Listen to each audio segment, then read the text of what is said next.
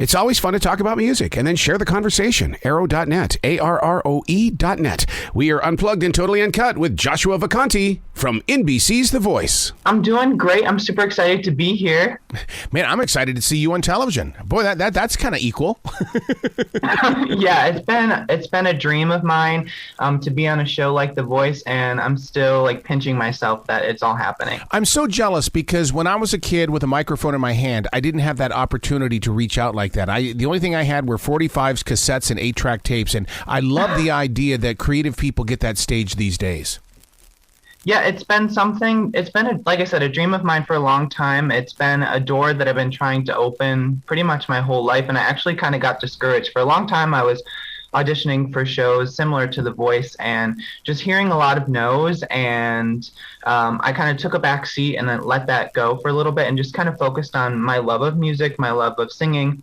I really love worship music, so I was singing in a band with my family and just singing at local churches around and just put all my energy into that. And in season 19, I had a friend, Cammie Clooney, was on the show, and just watching someone that I had known closely and someone that I had worked with on a platform like The Voice kind of sparked something in me. And with the audition process being really easy with COVID, I just sent in a tape and said, you know what, whatever happens, happens. If this door opens, it opens. And here we are. It's been such a journey, and I can't explain how cool it is. I love the idea that you go from different churches to perform your music, because I'm that guy that gets invited to several different churches to bring the spirit and word of God and to go into an atmosphere that you're not used to. And you just sit there and go, God, this is up to you. I don't know these people, but we've got to create a connection of some sort. Yeah, and I think worship music is just so special, and it's really helped me as a performer in any genre of music. Worship is all about communicating with God and also communicating with others and bringing them into the spirit, and it's a way of it's all about communicating and connecting, and I think it's really helped me in this journey though too. Just all my songs, I approach them the same way that I approach worship, finding the emotion and finding the meaning in the song, and just making a way to connect with people. Yeah, and you have to do it in a way that where you don't feel like you're the opening band for the preacher.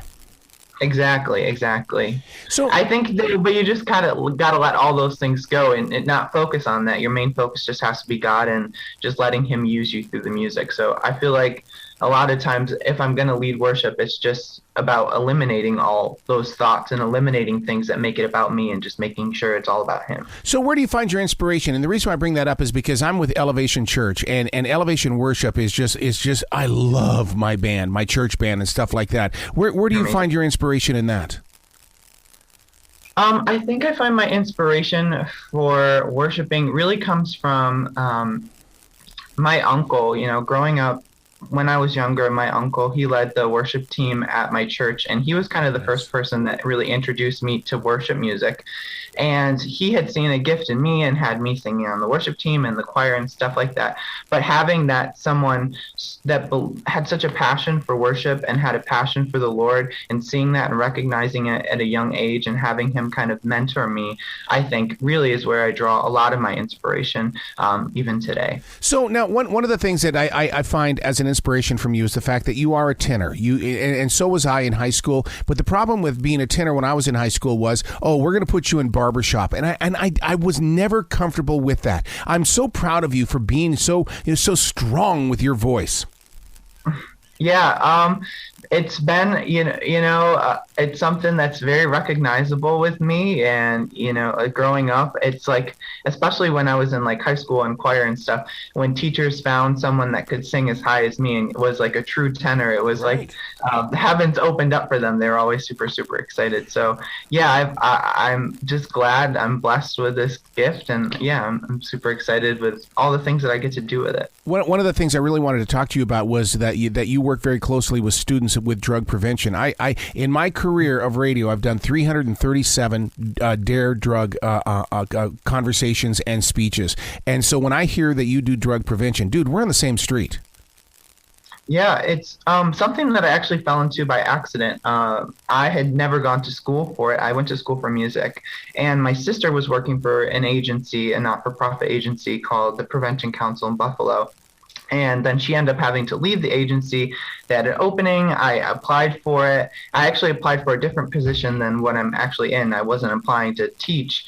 And they had seen, I had worked with kids in music and I had worked at schools doing music, and they had kind of seen that. And they'd also seen my just excitement. And they're like, we have another position if you're interested in it. We know it's kind of like outside of where you're at, but we would like make sure you get the education you need. And I was like, you know what, it's more money, so I'll go for it. Yeah. And it's been, I prayed about it, but it's been the best decision that I've ever made. I absolutely love what I'm doing. I love the impact that I'm making. It's something that I'm grateful that we're talking about it more now, but it still needs to be discussed more. And just being able to be a support system for a kid that needs it, or be the person that gets them to the support that they need, is super fulfilling. And yeah, I'm just grateful that I ended up where I was, even if it was by accident.